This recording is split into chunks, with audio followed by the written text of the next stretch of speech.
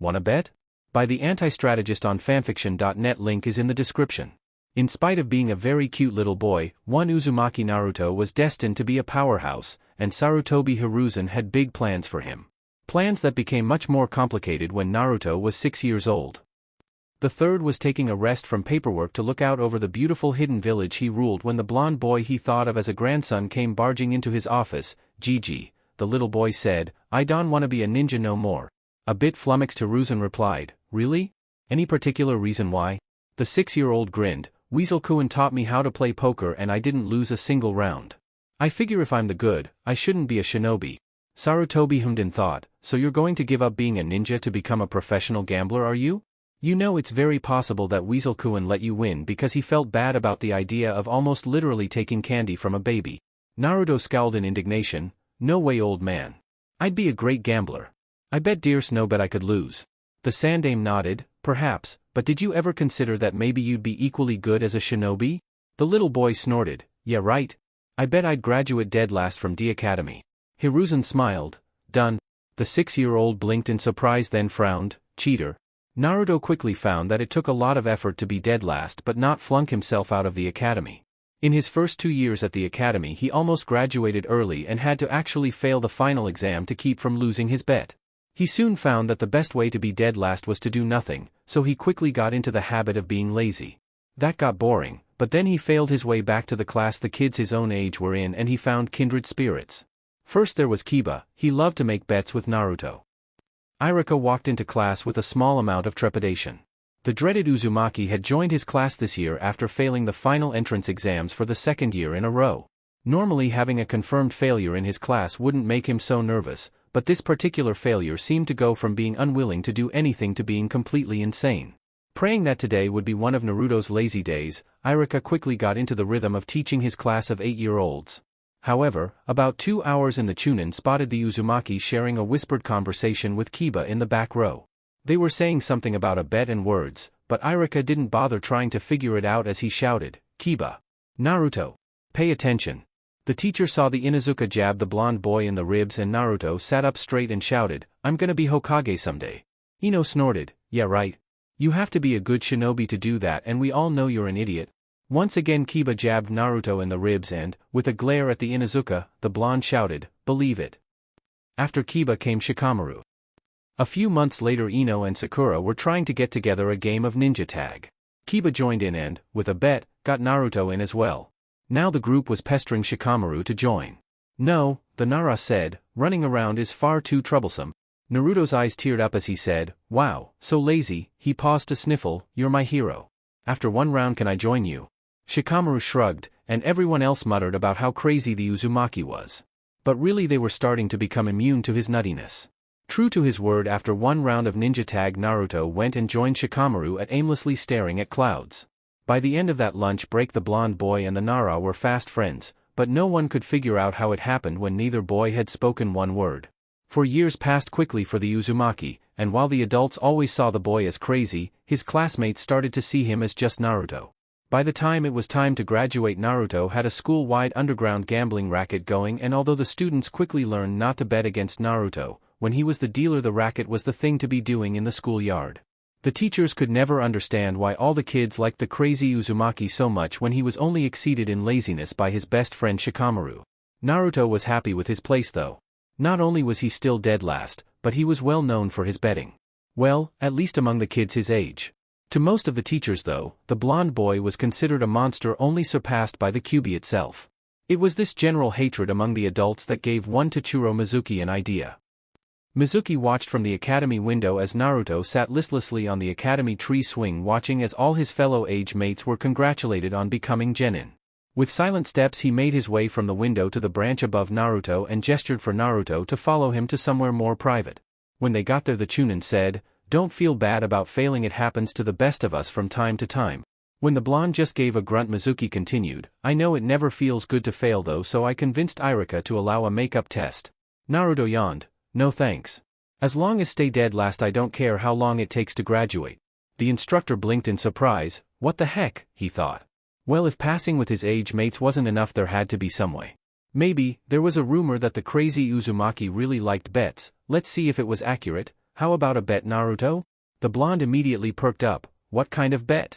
I bet that you can't steal the scroll of seals and learn one jutsu off of it without getting caught. Mizuki said, if you do pull it off then I graduate you as dead last in your class. However, if you lose, or don't do it I graduate you as first in your class. Naruto paled. You're on. Mizuki smiled. 5 hours later Naruto sat with Mizuki in the Hokage's office waiting for the third to respond to their story. The Sandaime hummed, so let me get this straight, Mizuki, you bet Naruto that he couldn't get Forbidden Scroll of Sealing, and Naruto, you accepted that bet and proceeded to win it? Both ninja nodded and Sarutobi sighed and looked at Mizuki. Well Mizuki, I'll be honest with you, influencing naive genin into traitorous acts is frowned upon, and it will get 15 years in our shinobi prison. However, I'm willing to take 5 years off of your sentence if you'll graduate Naruto as first in his class. What? Naruto shouted, that is so cheating, old man. Hiruzen shrugged, yes it is, and since we didn't set the prizes for our bet then the rules say the winner gets to choose what they want, and I want you to stay a Konoha shinobi at least until you make Chunin. Mizuki stared at Naruto's scowl in bewilderment. He'd accept the Hokage's offer and then get the heck out of the crazy town as soon as he was free. Naruto was not happy that his Gigi had outsmarted him, but on the day of team selections he knew he'd outsmart his Gigi back. Kakashi barely bothered to look up from his precious Ika as Sasuke finished his introduction. He said, well it's really cute that you all think you're ninja now, but you're not. What? Sakura's shriek caused the Jonin to wince as his sensitive hearing was assaulted. This genin team he would not miss. That's right, the one-eyed man said, you have to pass one more test before you'll be considered real genin, and this test has a 66% fail rate. If you fail you go back to the academy, bye-bye promotion and class standing. The test starts at 0600 tomorrow in Training Ground 7. Oh, and don't eat breakfast, or you'll throw up. With that Kakashi shushed away without bothering to look at the expressions on his temporary students' faces. If he had, he would have seen the expression of manic glee mixed with hope that suffused Naruto's face. The next day Kakashi showed up to Training Ground 7 to have his ears pierced by the shriek of Haruno telling him quite pointlessly that he was late. Of course he was late. Honestly genin these days. The sooner he got rid of this team the better. The man quickly explained the rules of his test without bothering to take his nose out of his book and then listened and heard the sound of 2 genin rushing to hide in the undergrowth. Well that ought to give him at least 5 minutes of uninterrupted read and wait too? Kakashi looked to where the 3 genin had been standing to see Naruto still there with a grin on his face as he held up a deck of cards. Hey sensei, do you like poker? The Jonin stared blankly at his blonde student and eloquently said, what? 2 hours later Kakashi and Naruto were enjoying their longest uninterrupted game of poker yet. Sasuke and Sakura had of course tried to steal the bells but the Jonin easily stopped them each time then cheerfully returned to his game with Naruto. Naruto was just winning a rather sizable pot when the bell rang and 2 defeated genin came stumbling out of hiding glaring at the blonde for not taking this seriously and at Kakashi because that was all they could do to him. The Jonin stood and shook his head with a sad sigh. I'm disappointed with you 3, stealing bells from a Jonin isn't all that hard, but you're darn right it isn't. Naruto interrupted while holding up 2 shiny, faintly jingling bells. Kakashi's hand moved to where the bells had been almost before his mind gave the order. Sasuke looked like he was about to have an apoplectic fit. Sakura rambled, what? How did, where did? What the heck Naruto? The blonde boy shrugged and said, it isn't all that hard to steal bells from someone who's getting there but hand it to them in poker. After all, at that point they're worrying about other things. Kakashi was torn between being impressed with Naruto's cleverness or annoyed at being tricked by a 12-year-old. Naruto once again surprised everyone as he tossed 1 bell to Sakura and 1 to Sasuke. There now you 2 will pass and I'll fail. Wow, having both your teammates pass while you fail is almost worthy of being called dead last. Don't you think, sensei? The Jonin scratched the back of his head as he said, actually Naruto, the real way to pass this test is to show teamwork, and you just passed this test in the smartest way I've ever seen. Keep it up kid, I just might make you team leader. Nerds? Naruto scowled. It would seem that odds would be pretty good that a genin team's first C-ranked mission be pretty straightforward and easy. For Team 7, not so much. 2 of the genin of Team 7 stared in horror at the A-ranked Jonin that was casually talking about killing them all. Naruto decided that no one stupid enough to lose their eyebrows could possibly be that scary, and promptly told the missing nin so. The nuke nin growled, you little punk. I'll show how scary I am as I wipe the floor with your sensei. The blonde shrugged, okay. Eyebrowless man blinked. Huh? I bet you that you'll beat my sensei, Naruto said. Kakashi whipped his head around to look at his student. Hey! You're not supposed to bet against me Naruto. The blonde stared at his sensei then shrugged, meh. That said, he turned back to the missing nin. Is it a bet? The missing nin leaned back against the tree, his sword was sunk in and folded his arms. What's the pot? Naruto puckered his lips in thought. I don't know. How about we let the winner decide what the loser will give when we know who wins? A blank check. The enemy laughed. I like you, kid, I'll take your bet. The blonde grinned. Sweet. He turned to his sensei. You may carry on now, our negotiations are done. Kakashi glared at his student. If I survive this, you are going to pay. The silver-haired Jonin lifted his Hitaiate to reveal his Sharingan eye and got into a defensive stance. The missing nin laughed and cast a Kirigakure no Jutsu. Then disappeared into the fog his jutsu created while letting off massive amounts of killing intent. Sasuke was so overwhelmed by the Ki that he turned his kunai on himself, and was only saved from doing something stupid by the timely interruption of his sensei's encouraging words. Suddenly the nuke nin appeared and tried to cut through Kakashi. The silver-haired Jonin managed to dodge and the two Jonin traded blows for almost a minute. Blows that brought the two Jonin ever closer to the water. After a final trade of blows, the enemy vanished back into his fog, and left a panting Kakashi searching for him. After a lull of several minutes, Naruto pointed west and shouted, "Over there, sensei." Kakashi whipped around to face the direction his student had told him, and was promptly shoved into the water by his opponent and captured in a sphere of water. The silver-haired man growled, "Naruto. I am going to kill you." The blonde gave a sheepish smile and turned to the enemy. So I guess I win, huh? The missing nin shrugged. It looks that way. What do you want? Sakura palmed her forehead. Why did she have to be put on this team? Naruto was nuts, and totally unreliable, and Sasuke was a coward who tried to kill himself at the first sign of trouble. Useless. The girl took a bracing sigh. Well, if no one else was going to do something, she'd have to step up and save sensei herself. She wasn't sure how yet, cause she knew she wasn't all that impressive, but she was the only one who could. She took out a kunai and prepared to make her heroic rescue when Naruto spoke. Well, since I won, your fee will be to stop being our enemy. The nuke nin blinked. That's it? The blonde nodded. Yep, but that means no killing any of us and no causing us to fail our mission by killing Tsunade. The missing nin frowned. That's a tall order. What happens if I don't comply? Naruto shrugged. Karma gets you. The enemy laughed. That's it? Listen, kid, I like you and I'm glad that you helped me with my mission, but I'm not giving up the amount of money I've been promised just because karma will get me. Sorry, kid, bets off. The nin raised a kunai to stab the immobilized Kakashi with. The sandbai stirred. Even since it had been freed from the Spiral Man, it had been hiding in this inland lake, sleeping to regain its strength so it could go out and destroy the Spiral Man who had damaged its pride, but now it couldn't sleep, because something was polluting its precious sanctuary with foreign energy. The sandbai stirred. Even since it had been freed from the Spiral Man, it had been hiding in this inland lake, sleeping to regain its strength so it could go out and destroy the Spiral Man who had damaged its pride, but now it couldn't sleep, because something was polluting its precious sanctuary with foreign energy. The sandbai reached out to find the source of the pollution, and when it did, it surged forward. It was a little hungry. Once again, two of the genin stared at the enemy with horror as he moved to kill their sensei, but Naruto just stood there with his arms crossed, as if waiting for his karma to come and save the day. Right before the kunai entered the sphere where Kakashi was trapped, a large turtle-like mouth rose up around the nuke nin and swallowed him whole. The silver-haired Jonin dropped into the water and couldn't move because of his shock. Sasuke and Naruto were equally frozen as the creature came around to get the other one. Surprisingly, it was Sakura who reacted. She tied the ninja wire into a lasso and threw it over her sensei. Then she pulled with all her might and got him out of the water just as the monstrous head came up for its second bite. As soon as Kakashi was standing, all 5 people took off running until they were well out of sight of that cursed lake. After they had all regained their breath, Naruto turned to Sakura looking impressed. Wow, Sakura, I never thought I'd say this, but good job, you managed to do something useful. The blonde put his arms behind his head in a cocky pose. Of course it was my bet and bad karma that killed the nuke nin, but still you managed to save sensei from certain doom. Kakashi snorted. Yeah, saving I wouldn't have needed if it hadn't been for you, you brat. Naruto shrugged. Well, I guess karma wanted you to be okay, otherwise there's no way Sakura would have been able to be useful enough to save you. The girl turned to her teammate with a glare that could have made anything self-combust and growled, Naruto, you ruin everything. Naruto stared wide-eyed at the massive leg of sand that crushed the trees near where he was standing. Whoa! You just took out, like, 20 trees.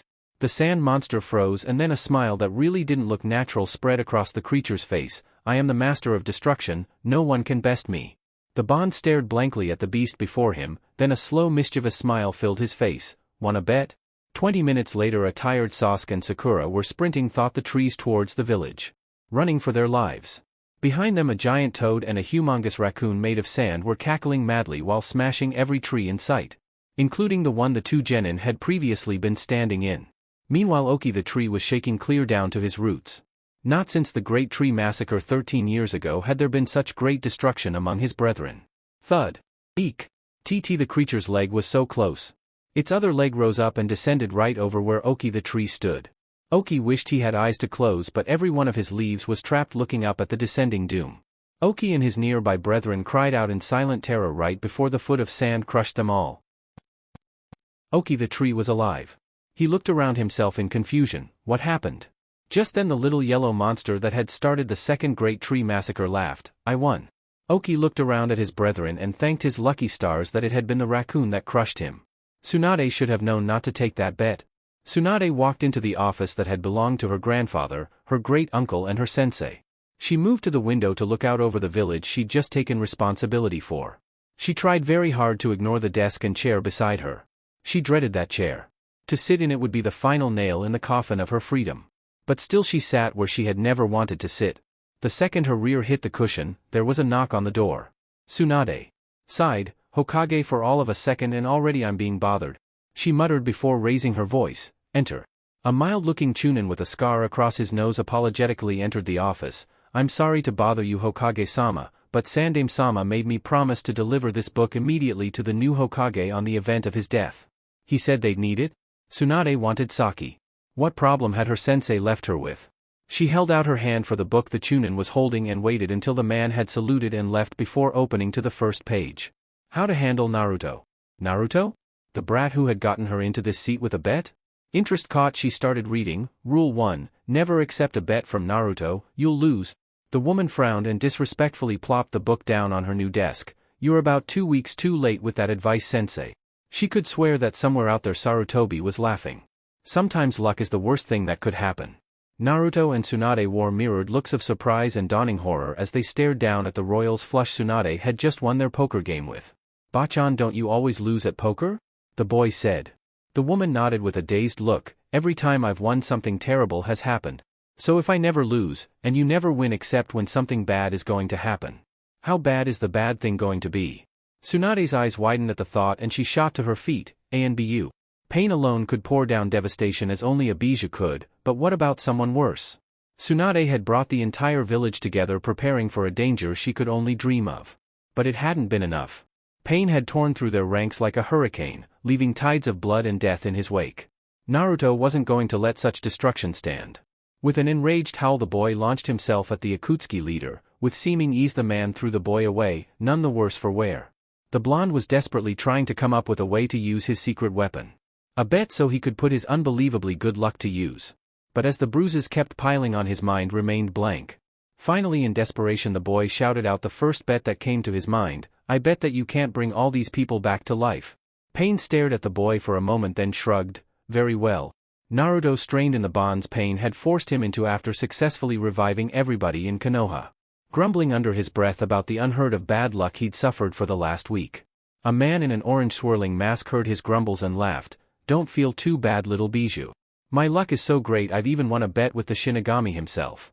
And I made a bet a long time ago that I would catch all the bijou. You really stood no chance against the luckiest man alive. Almost before the man in the swirling mask had finished speaking he jerked forward with gasp a sword sprouted through where his heart had been. Madara stared up at the blonde from where he was laying. Wah dash, he rasped. Naruto smiled. I made a bet that me, Pain and everyone in Konoha would live. The blonde shrugged. I guess if you're the luckiest man alive I'm the luckier man. The man in the swirled mask had just enough time to curse his luck before the world turned black around him. Epilogue. And they lived. Naruto came back to Konoha under the accolades of a hero. Unanimously the council decided that on his 16th birthday Naruto would become Hokage. Tsunade decided to reward Naruto in stopping Pain, defeating Madara, and bringing back the majority of Konoha's shinobi by releasing him from his duties as a Konoha shinobi, much to Naruto's joy and the council's displeasure. Naruto left to become a professional gambler, did ridiculously well and eventually started some casinos. He would often visit Tsunade and his other friends in Konoha.